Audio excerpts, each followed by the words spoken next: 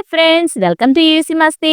Cinema ప్రపంచం ఎవరిని ఎప్పుడు అందలం ఎక్కిస్తుందో, ఎవరిని ఎప్పుడు పాతాళంలోకి తోసేస్తుందో ఎవ్వరికీ తెలీదు. ఈ విషయం అందరికీ తెలిసినప్పటికీ నటన మీద ఆసక్తితో, ఇంట్లో వాళ్ళతో గొడవపడో, తెలిసి తెలియకో ఏదో సాధించాలి అనే కసితో పరిశ్రమలో అడుగు పెడుతూ ఉంటారు చాలా మంది యువతి యువకులు. అలా నటుడవ్వాలనే కోరికతో పరిశ్రమలోకి ఇంట్లో వాళ్లకు చెప్పకుండా ఓ యువకుడు అడుగు పెట్టాడు. ఎన్నో ఇబ్బందులు ఎదుర్కొని చివరకు నటుడుగా మారాడు. సహాయ నటుడి పాత్ర నుంచి ప్రతినాయకుడి పాత్ర వరకు అనేక విలక్షణ పాత్రల్లో దాదాపు 100 సినిమాలు పైగా నటించి ప్రేక్షకులను అలరించారు. ఆయనే గోకిన రామారావు గారు. గంభీరమైన గొంతు, చక్కని మాట తీరుతో తనకంటూ ఓ ప్రత్యేకతను సంపాదించుకున్నారు రామారావు గారు. రావు గోపాలరావు, కోటా గారిలాగే విలక్షణ నటుడిగా ఆయన తన పాత్రల ద్వారా మంచి గుర్తింపు సంపాదించుకున్నారు. కానీ ఆయన దురదృష్టమో ఏమో కానీ వాళ్లకు ఉన్నంత లాంగ్ కెరీర్ గోకిన గారికి లేకుండా పోయింది. అంత మంచి నటుడైనప్పటికీ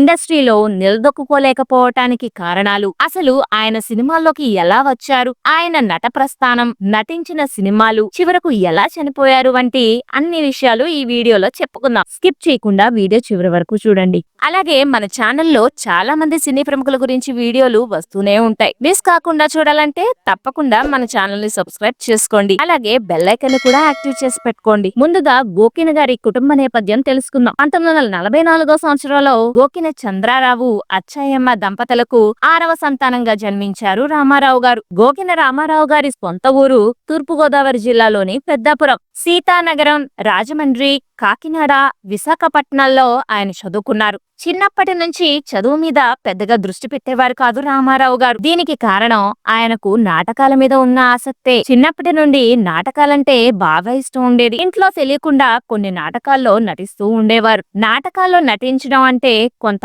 అవమానంగా భావించే వాళ్ళు ఇంట్లో వాళ్ళు. గోకిన గారి తల్లి నాటకాల్లో అస్సలు నటించొద్దని, నటిస్తే కుటుంబ గౌరవం దెబ్బతింటుందని తరచూ గోకిన గారికి చెబుతూ ఉండేవారు. దాంతో వాళ్ళ అమ్మకు, ఇంట్లో వాళ్లకు డౌట్ రాకుండా ఇంట్లో అందరూ నిద్రపోయాక దొంగచాటుగా తన స్నేహితుల దగ్గరకెళ్లి నాటకాల్లో నటించడానికి రిహార్సల్స్ లో పాల్గొంటూ ఉండేవారు. కానీ ఏదో ఒక రోజు ఇంట్లో వాళ్లకు తెలియకుండా ఉండదు కదా. విషయం తెలుసుకున్న గోకిన గారి తల్లిగారు ఇక లాభం లేదనుకొని ఇంటికి చెడ్డ పేరు తేకుండా బాధ్యతగా నాటకాల్లో నటించమని చెప్పారు. అలా తల్లి అనుమతితో నాటకాల్లో నటిస్తూనే ఎస్ఎస్సి వరకు చదువుకున్నారు గోకిన గారు. డిగ్రీలో జాయిన్ అయినప్పటికీ నాటకాల మీద ఉన్న ఆసక్తి వల్ల డిగ్రీ పూర్తి చేయలేదు. దాంతో వ్యాపారం పెట్టాలనే సాకుతో హైదరాబాద్ వెళ్లి నాటక సమాజంలో నటించాలని అనుకున్నారు గోకిన. వ్యాపారం అని చెప్పి ఇంట్లో వాళ్ళను ఒప్పించి హైదరాబాద్ బయలుదేరారు. హైదరాబాద్ లో తన ఫ్రెండ్ తో కలిసి నాటకాల్లో విరివిగా పాల్గొనేవారు. అంతేకాదు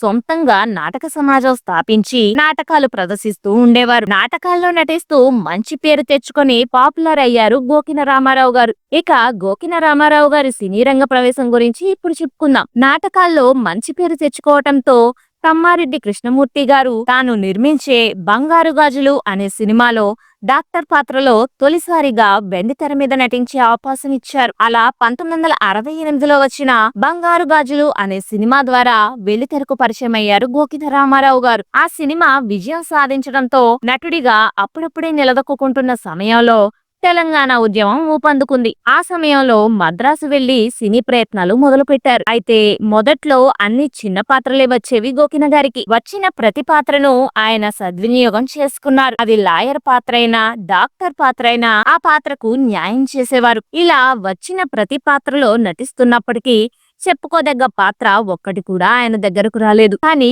ఏమాత్రం ఆయన నిరాశపడలేదు. సరిగ్గా అదే సమయంలో ఆయన దాసరి గారి కంట్లో పడ్డారు. గోకిన గారి బేస్ వాయిస్, ఆయన బాడీ లాంగ్వేజ్ దాసరి గారిని ఆకర్షించాయి. దాంతో ఆయన 1976లో తీసిన ఓ మనిషి తిరిగి చూడు సినిమాలో ఓ మంచి వేషం ఆయనకి ఇచ్చారు. ఆ సినిమాలో భూస్వామిగా అద్భుతంగా నటించారు గోకిన రామారావు గారు. దాసరి గారి దగ్గర ఆ సినిమాతో మంచి మార్కులే కొట్టేశారు ఆయన. దాంతో 1977లో చిల్లర కొట్టు చిట్టెమ్మ అనే సినిమాలో జీల సీతయ్య అనే మరో మంచి పాత్ర ఇచ్చి గోకిన గారిని ప్రోత్సహించారు దాసరి నారాయణరావు గారు. నిజానికి జీల సీతయ్య అనే పాత్ర మంచి బరువున్న పాత్ర ఆ సినిమాలో. ఆ పాత్రను ఎస్వి రంగారావు గారు లాంటి సీనియర్ నటుడితో చేయిస్తే బాగుంటుందని చాలా మంది దాసరి గారికి చెప్పారు. కానీ గోకిన గారి మీద నమ్మకంతో ఆయన్నే ఆ పాత్రకు సెలెక్ట్ చేశారు. సినిమా రిలీజ్ అయ్యాక సినిమా హిట్ అవడమే కాకుండా గోకిన గారికి కూడా మంచి పేరు తెచ్చిపెట్టింది చిల్లర కొట్టు చిట్టెమ్మ సినిమా.